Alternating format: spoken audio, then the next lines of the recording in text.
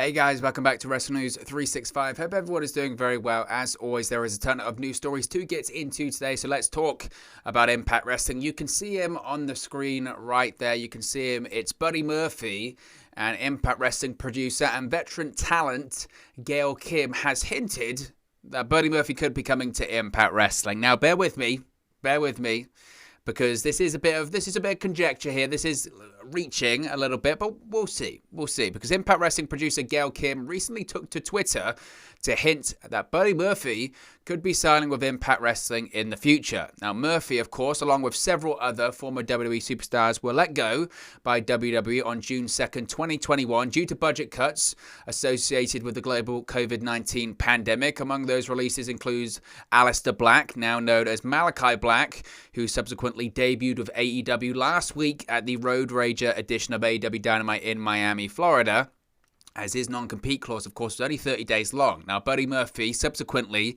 did an interview with Fightful and revealed that his non-compete clause is 90 days, so we're not going to see Buddy Murphy show up at Slammiversary or anything like that. He did reveal, though, this is really interesting, where he did an interview with Fightful, and he got a phone call. I think he said a couple of weeks ago or something like that, not long after he was released by WWE. He got a phone call from WWE officials. They were in a panic, and they were calling him going, there might have been a mistake when it comes to your non-compete clause, whatever. We can extend it to 90 days. We'll pay you for an extra 60 days if that's what you want to do, and all this kind of stuff. Unfortunately, he wasn't the one. He wasn't the one that had a 30-day non-compete clause instead of a 90-day. They then found out it was Aleister Black, not Buddy Murphy, and his non-compete clause is indeed 90 days. So it wasn't the case for him. It was actually Malachi Black, as he's now known as, but it would have been interesting nevertheless. Anyway, a lot of people, when it comes to Buddy Murphy, are discussing where is he going to land next. Obviously, there's going to be a lot of promotions, a lot of independent promotions as well, a lot of indie shows, and a lot of promoters. A lot of people want Buddy Murphy for their shows. There was a report previously, I think it was Fightful Select, came out and said that a lot of people already have reached out to Murphy because they want him just on their indie show, because there are dream matches to be made right there, and a lot of people are discussing where is he going to go. Is it going to be AEW? Is it going to be Impact Wrestling? Is it going to be MLW, Ring of Honor, New Japan Pro Wrestling? Where is he going to end up next? Well, he could be going to Impact Wrestling if Gail Kim is hinting at something here, because former Knockouts champion Gail Kim recently replied to Buddy Murphy and some comments he made in his interview with Fightful, where he claimed that WWE's booking affected his love for wrestling. She tweeted that Murphy's passion for the business would return soon, implying he could maybe find his groove back and maybe the Nashville-based promotion of Impact Wrestling. This was a tweet from Sean Ross Sapp, who tweeted, quote, Buddy Murphy says his WWE booking affected his love of wrestling, and she, quote, tweeted it and said, it'll come back. So a lot of people are saying, does this mean that a deal's already been agreed when it comes to Impact and Buddy Murphy? Does this already mean that they've already reached an agreement? Buddy Murphy's a really interesting one because, as I mentioned, there is no doubt in my mind, this is a guy that's very, very talented, and like many talents in WWE, he wasn't booked properly, or his whole career in WWE, when you look at it, felt like a fight.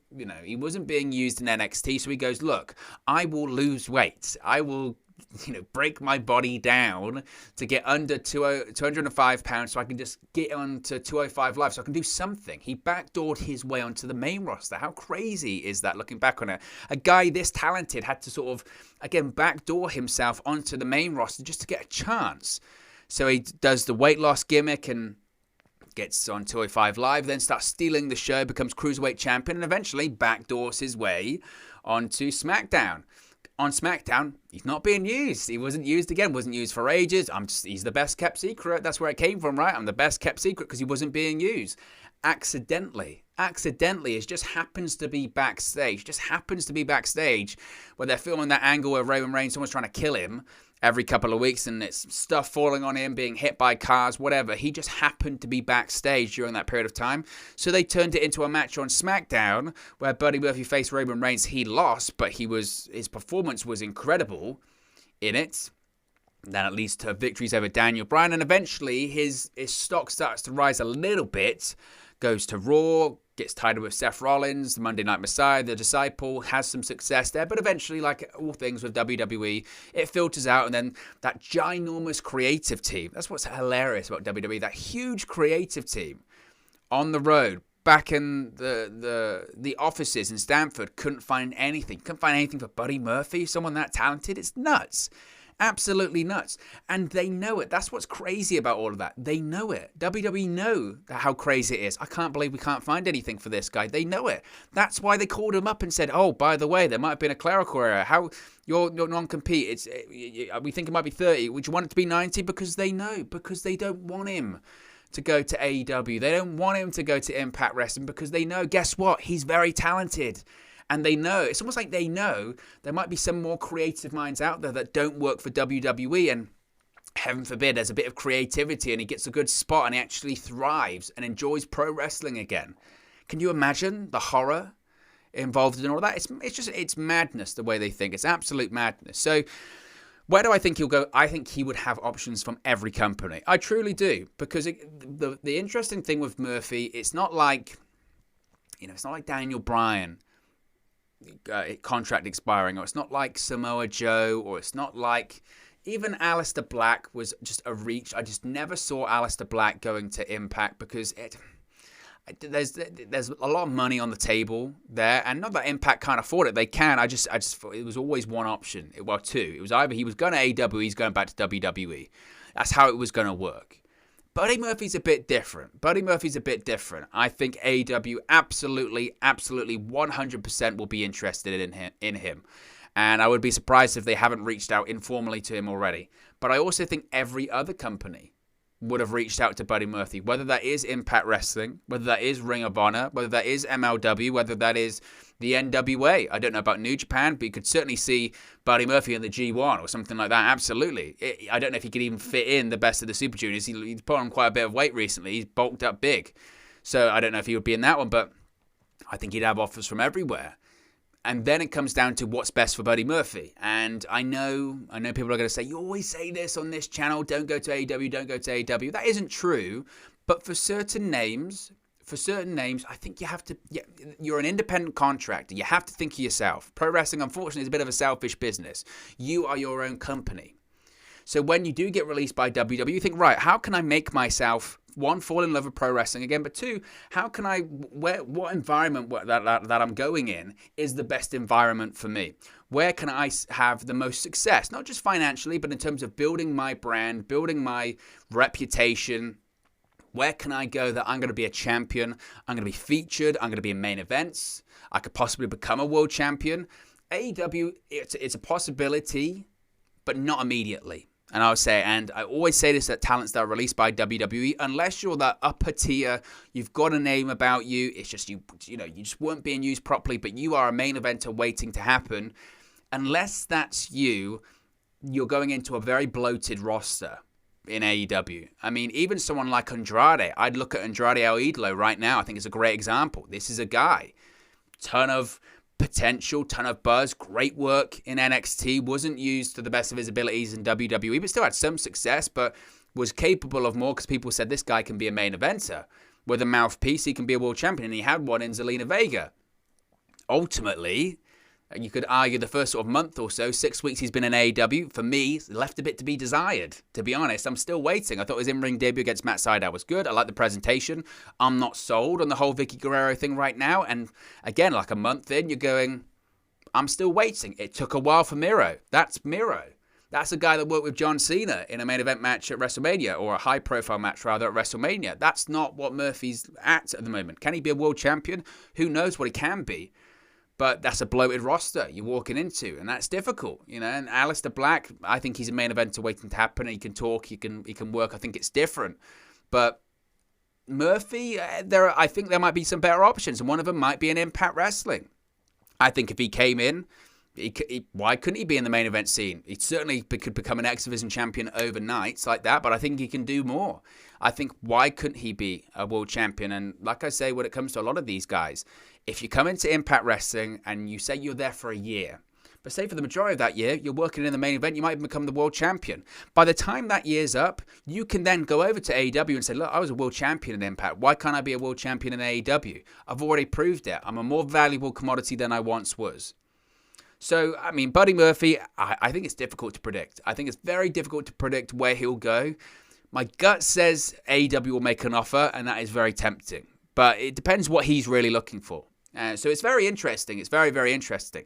Now, speaking of former WWE stars possibly coming to Impact Wrestling, Killian Dane recently did an interview with Sportskeeda, and he was asked, would you be interested in going to Impact Wrestling? Because, of course, who else is in Impact Wrestling? Well, that would be Eric Young. Because, of course, he was with Eric Young in NXT as part of the Sanity faction, briefly on the main roster, being with Eric Young.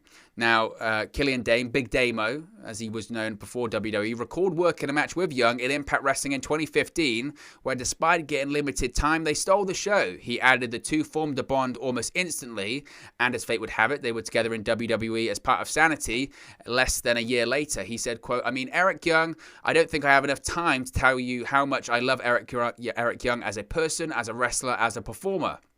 When I watched him, I used to think he was incredible. He's so varied, he can do any role you put him in. Then I got to wrestle him in Impact Wrestling in 2015 or 2016, and we packed as much as we could into a short period of time. I just jammed with the guy right there and then a year later, I was in Sanity with him. Now, when he was asked, could you reunite with Eric Young in the future? He's got obviously a faction right now in Impact Wrestling, Violent by Design. He said, why not? He also singled out Rich Swann, former Impact World Champion, as someone he would be interested in facing off against in the near future. He said, quote, to be honest with you, I genuinely adore Eric Young. If there's an opportunity for us to wrestle each other or team in, I would jump on that. Eric is one of those lads who has such a beautiful mind for the business. He loves everything that he does. He was flying literally just before he got injured. He keeps having these incredible matches. I think it was 2 nights in a row or something like James Storm and Eddie Edwards. I think he already had the ACL damage, and it's crazy just to think about how good those matches were. And as soon as he showed up in Impact Wrestling, first thing I did, was buy the show because I needed to watch him and the stuff he did with Rich Swann. It was really cool. Swann is another wrestler I'd love to wrestle. He's an incredible talent. So watching the two wrestle, you know, it was going to be magic, and it was. So Big Damo, Killian Dane, his non-compete clause ends sometime in September, so he's not going to show up at Slammiversary or anything like that. He did have the 90-day non-compete clause. The reason why he had that 90-day non-compete clause is because he was still on a main roster contract, because he did get called up to the main roster and then went back to NXT. So he's not going to show up in Impact until probably right before Bound for Glory, something like that. Not a bad thing either. Not a bad thing either. I would think, we talked about Buddy Murphy there, if you're talking about someone like Killian Dane, he could probably go back to Europe, but I think that's far more likely he goes to Impact. He's spoken about guys there that he likes, and we know how pro wrestling works. There is no doubt in my mind Eric Young, or even Scott D'Amore might have spoke to Eric Young himself. Can you give Killian Dane a call? We'd love to bring someone like that in. And they're doing the faction. They're doing the faction right now, Violent by Design, and he even spoke about this himself. I think it was Alexander Wolf spoke about this in an interview he did with Fightful, and he said that he sees Violent by Design and Impact Wrestling now, and he sees a lot of the ideas that Eric Young was pitching in NXT before and after Sanity. There was a period of time where they were going to reunite Sanity.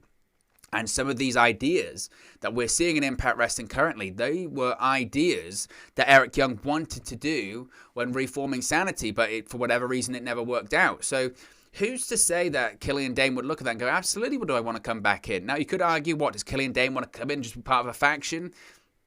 Maybe initially, but then maybe he can be the guy to break up Violent by Design. Who knows? I think there's really no limit to the amount of members they could have for that faction. If anything, I think it's been a real bright spot in Impact Wrestling recently. I've been a big fan of Joe Doring. I think the matches he had with Kojima were great. I enjoyed the tag team title match that they had recently with Kojima and Eddie Edwards, and I think there's more to that. I really do, and I really like the idea of Killian Dane coming in. I would be very surprised, to be honest, if...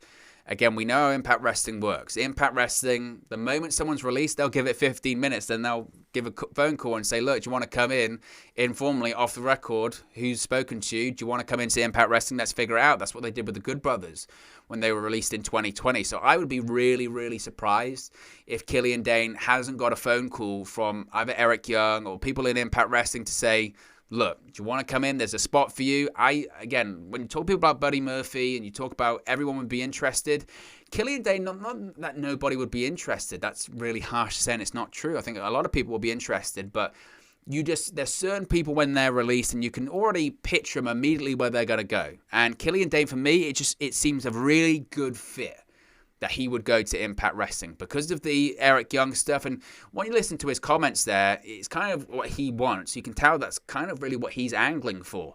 He wants to wrestle Rich Swann. I'm sure he wants to wrestle a lot of people, by the way, so I wouldn't take too much in that. But again, because of his previous relationship with Eric Young, because of what Eric Young is doing right now in Impact Wrestling, all of that says to me that I can see him absolutely going to Impact Wrestling. That feels a real good fit for him. So I certainly could see Killian Dane going to Impact Wrestling once his 90 days are up in September. Now, ratings. I did want to talk about the Impact ratings. I spoke yesterday that we would talk about this briefly today, so I do want to talk about this. Now, of course, Slammiversary is this Saturday, and there's been a bit of contention recently because, of course, the ratings for Impact on Access TV haven't been too good. And this has been the way for a couple of months or so. They've been slowly sort of declining, and it's not been great. So last Thursday, the company continued its build-up to the July 17 pay-per-view Spectacular. It featured a contract signing between Sami Callihan and Kenny Omega that, of course, got physical. And the viewership was up. That's important to say. The viewership was up from the prior week, and the prior week, the viewership was horrific, most likely because of the TV guide problem that a lot of cable systems were having. So Brandon Thurston of WrestleNomics reported that the show drew 120,000 viewers, which is up 73.91% from the prior week. That week drew 69,000 viewers, a record low for Impact Wrestling once they've moved to Access TV. Now, obviously, as I mentioned, it was a record low, and a lot of people and the company themselves justified it by pointing out there was a technical glitch that prevented many fans from tuning into the show. That was involved in the TV guide. Impact Wrestling wasn't coming up. It wasn't being listed. DVRs weren't recording it. People didn't even know it was on, so hardly anyone watched it. Now, this week, that issue didn't happen. So the number was back up to 120,000. Now, in the key demographic, last week's show drew a 0.04 rating, which is up 100% from the prior week's 0.02 rating in the key demographic. Again, it's worth noting that last week's ratings and key demo figures were much better than the June 10 edition of Impact Wrestling last month. Again, I think Impact Wrestling will be like, see, the week prior was just this technical glitch and all this kind of stuff. And that's true. That is true. And going from 69,000 to 120,000, they'll say, see, much better. In reality, I think it must be pointed out that earlier this year, when you were having, again, we were still in the beginning and early stages of the AEW and Impact Wrestling working relationship, and you had the excitement of, say, Matt Hardy and Private Party coming over and the Tony Khan appearances, and you also had the New Japan Pro Wrestling appearances of the likes of Finn Juice and all that kind of stuff. With all of that, the company was doing what at the time? It was something like 140, 160, maybe it's 180,000. I mean, they were doing really good numbers for Impact. You know, don't compare them. Don't even bother comparing them to AEW Dynamite or SmackDown or Raw, because people say, no, they're talking to a small audience anyway. But the audience is their audience. I think the fact that there's still a massive disparity between right now and earlier this year, for me, would be a cause for concern. If I'm an Impact Wrestling official, I would be saying, okay, this week, or last week rather, whatever it was, 120,000, you'd be saying, oh, that's fine, but we're meant to be heading into our biggest show of the year. And I mentioned a couple of weeks ago, and some people disagreed with me, and that's fine, because that's what this channel is. It's all about opinion and sharing it. But a couple of weeks ago, I was saying there just feels like there is something, I can't really put my finger on it, but there feels like there is something slightly missing when we're going into this Slammiversary pay-per-view. That last year, there was so much excitement, so much intrigue. This was in the middle of the pandemic with no fans, and no one really knew what was going on, but we had these former WWE stars coming in, and these teases, and all this kind of stuff. We didn't even have the AEW relationship at the time, and there was still a lot of excitement. Now, don't get me wrong, I'm very excited for Saturday's event, and I think it'll be a good show, but the ratings are what they are, and they're reflecting maybe that feeling of it seems to be something missing that we just can't really put our finger on right now, and just can't really explain what it is. We don't know why, but it just feels like there is something intangible missing at the moment, and we don't really know what it is, and it kind of feels like that, and the ratings reflect it. What that is, you tell me. You let me know in the comment section below. That's what you're great at doing on this channel, but it's interesting, and it's certainly going to be interesting to see what the ratings do this week as well, because it's the go-home show. Surely we're going to be a spike in the ratings, right? Right? Time will only tell. Now, speaking of Slammiversary, of course, it is this Saturday. A stipulation has been announced for the main event. That is the Impact World Championship match between Kenny Omega and Sami Callihan. Callihan versus Omega will now be a no disqualification match with the Impact World title on the line. Callihan issued a challenge via a promo on Twitter late last night, and while Omega never responded, the stipulation was made official by the Impact Wrestling Twitter account and the website. So that's interesting. I've been saying for a while, and we'll be doing prediction videos later this week and all this kind of stuff anyway, but I've been saying I think Kenny Omega retains at Slammiversary on Saturday. I don't see Sami Callihan as the guy to dethrone Kenny Omega. I don't see that. I think the no disqualification remit, of course, plays into Callahan's match type, and there'll probably be weapons and all that kind of stuff involved. In reality, though, what does this play into? This plays into interference. This plays into interference from either the Good Brothers, the Young Bucks, whoever. That's what I think. I think that opens up the possibility of interference, maybe even from Moose, maybe from someone else, who knows? Maybe from Tony Khan himself, I don't know. But that's what that says to me. That says to me we're going to get a screwy finish, and I know people won't be happy with that considering we got a screwy finish at Against All Odds, but I never felt that Sami Callihan was going to win the World Championship anyway on Saturday. For me, I still think Kenny Omega drops the championship at Bound for Glory. I might be wrong. We'll find out on Saturday. You can find out with me on the watch along, and we'll talk about it in the post-show reaction stream as well. But very interesting that this close to the event, they would switch it to a no DQ match, which says to me shenanigans, which Impact Wrestling don't have an issue. They don't care about ending a pay-per-view in a screwy finish or whatever. They're not like AEW in that manner. So time will only tell, but interesting that a new stipulation has been announced for the match. But look, guys, as always, this is just one man's opinion. What are your thoughts on all of these Impact Wrestling news stories we've spoken about today? Let me know your thoughts in the comment section below. I'll do my best to respond and reply to all of your comments. Really enjoy interacting with you guys talking about Impact Wrestling, AEW, WWE, New Japan Pro Wrestling, all things pro wrestling here on the channel. So be sure to get involved in the community. Drop a comment below. All opinions are welcome. If you have enjoyed this video, please do smash a like on the like button too. It really does help us out here on YouTube. Go up the rankings and get into people's recommendation feeds if they haven't seen our videos previously. But most importantly, if you haven't already, please do subscribe to WrestleNews365. You can do that by clicking the bottom right hand corner of the screen right now, or if you wait a few seconds, there'll be a subscribe button at the end of this video along with another video for you to watch. Thank you very much for watching, listening, streaming, or have you come across this video today, and I'll speak to you again very, very soon. Hey guys, thank you for watching, listening, streaming, or however you come across this video today. Be sure to click on the video on the right there to watch our next video, or click the bottom there to subscribe, or the bottom right hand corner. Thank you very much, and I'll speak to you again very soon.